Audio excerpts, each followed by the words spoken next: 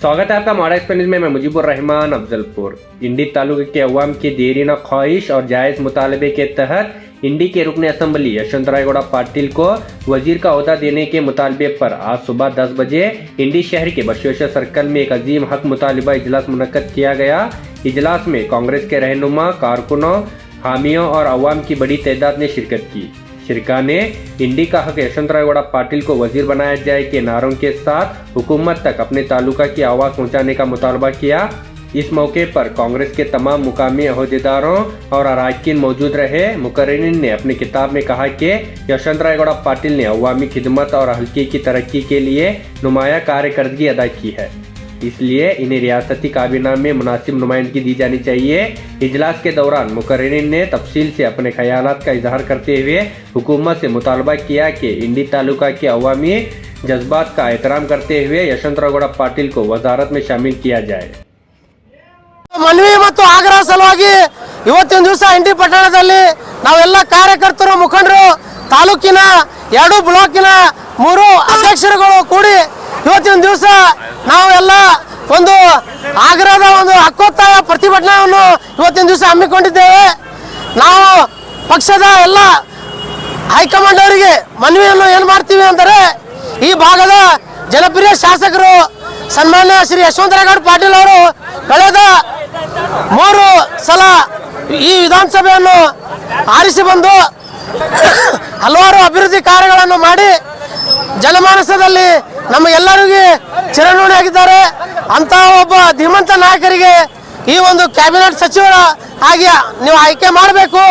ಮತ್ತು ಈ ಇಂಡಿ ವಿಧಾನಸಭಾ ಕ್ಷೇತ್ರ ಯಾವತ್ತು ಕಳೆದ 75 ವರ್ಷ ಸ್ವಾತಂತ್ರ್ಯ ಪಡೆದು ಇವತ್ತಿನ 75 ವರ್ಷ ಆದರೂ ನಮ್ಮ ಇಂಡಿ ವಿಧಾನಸಭಾ ಕ್ಷೇತ್ರಕ್ಕೆ ಒಂದು ಸಚಿವ ಸ್ಥಾನ ಲಭಿಸಿರುವುದಿಲ್ಲ।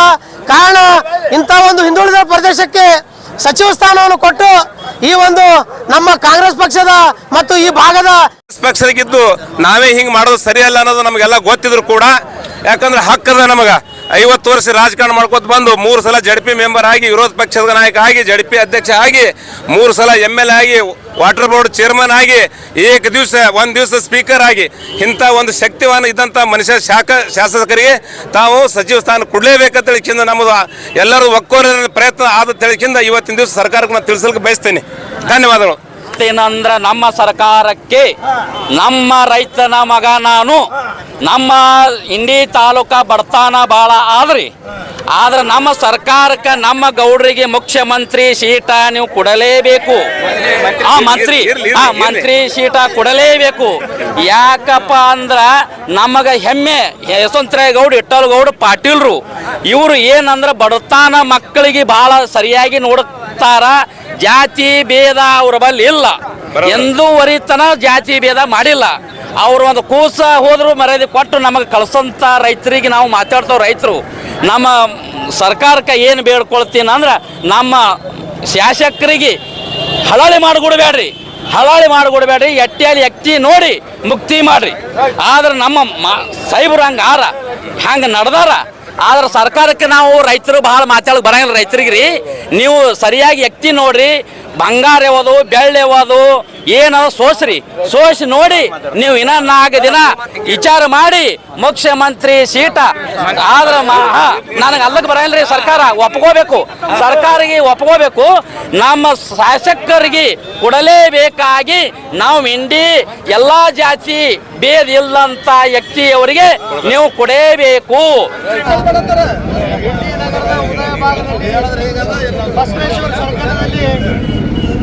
ನಾವು ನಮ್ಮ ನಾಯಕರಾದ ಯಶವಂತರಾವ್ ಗೌಡ ಪಾಟೀಲ್ ಅವರಿಗೆ ಕರ್ನಾಟಕ ಸರ್ಕಾರದಲ್ಲಿ ಸಚಿವ ಸ್ಥಾನ ನೀಡಬೇಕಂತೇಳಿ ಬೇಡಿಕೆಯನ್ನು ಇಡಲಿಕ್ಕೆ ಇವತ್ತಿನ ದಿವಸ ಸಕಲ ಕಾಂಗ್ರೆಸ್ ಪಕ್ಷದ ಕಾರ್ಯಕರ್ತರು ಹಾಗೂ ಇಂಡಿ ಮತಕ್ಷೇತ್ರದ ಎಲ್ಲ ಸಾಮಾನ್ಯ ಜನರು ಕೂಡ ಇವತ್ತಿನ ದಿವಸ ನಮ್ಮೊಂದಿಗೆ ಇದ್ದಾರೆ।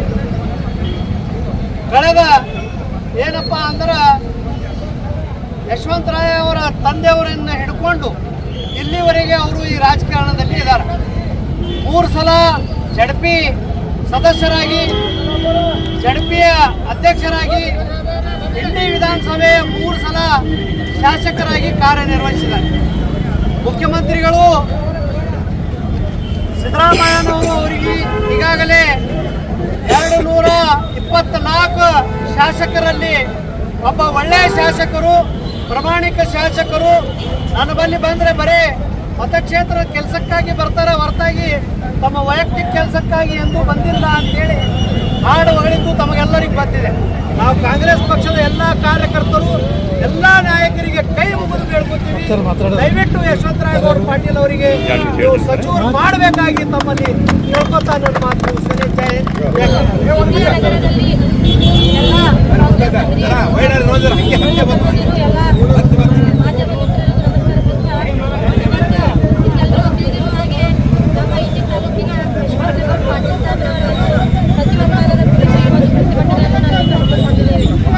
ದಯಮಾಡಿ ಈ ಒಂದು ಸರ್ಕಾರಕ್ಕೆ ಮನವಿ ಏನಪ್ಪಾ ಅಂತಂದ್ರೆ ನಮ್ಮ ಇಂಡಿ ತಾಲೂಕು ವತಿಯಿಂದ ಈ ಇಂಡಿ ಸ್ವಾತಂತ್ರ್ಯ ಸಿಕ್ಕಿದ ನಂತರ ಇಲ್ಲಿಯವರೆಗೂ ಈ ಒಂದು ಸಚಿವ ಸ್ಥಾನವನ್ನು ಹೊಂದಿಕೊಳ್ಳಿ ಇಂಡಿ ತಾಲೂಕಿನಲ್ಲಿ ಐತಿ.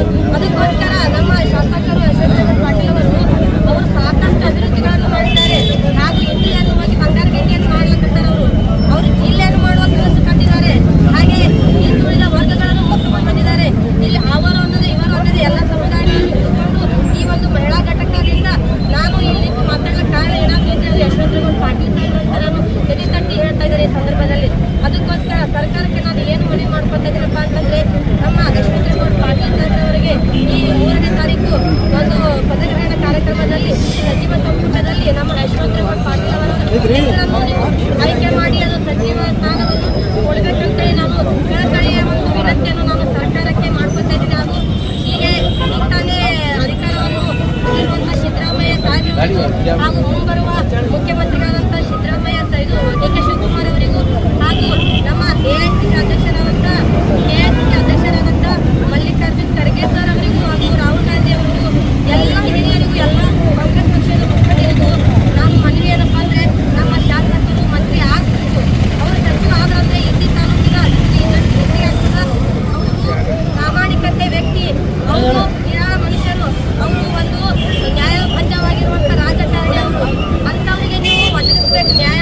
ನೀವು ಏನಾದರೂ ಮಂತ್ರಿ ಸ್ಥಾನ ಅವರಿಗೆ ಕೊಡಲಿಲ್ಲ, ಸಚಿವ ಸ್ಥಾನ ಕೊಡಲಿಲ್ಲ ಅಂದರೆ ನಾವು ಇನ್ನೂ ಉಗ್ರ ಹೋರಾಟ ಮಾಡ್ತೀವಿ. ಅದು ಉಗ್ರ ಹೋರಾಟವನ್ನು ಮಾಡೋದಕ್ಕೆ ನೀವು ಮಾಡಿಕೊಡಬೇಡಿ. ಯಾಕಪ್ಪ ಅಂದರೆ ನ್ಯಾಯಬದ್ಧವಾಗಿ ನ್ಯಾಯ ಮಾಡಿ.